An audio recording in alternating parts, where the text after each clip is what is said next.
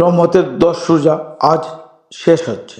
আজ জানিয়ে দিব মহান আল্লাহ পাকের 99 নামের মধ্যে 3টি নাম অর্থসহ। 7 নম্বর আল মুহাইমিন, অর্থ পরিপূর্ণ রক্ষণাবেক্ষণকারী। 8 নম্বর আল আজিজ, অর্থ অপরাজেয়। 9 নম্বর আল জব্বার, অর্থ দুর্নিবার। শুভ সকাল।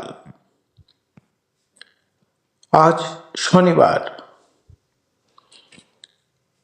28 ফেব্রুয়ারি 2026 ইংরেজি, 10 রমজান 1447 খিজরি, 14 ফাল্গুন 1432 বঙ্গাব্দ।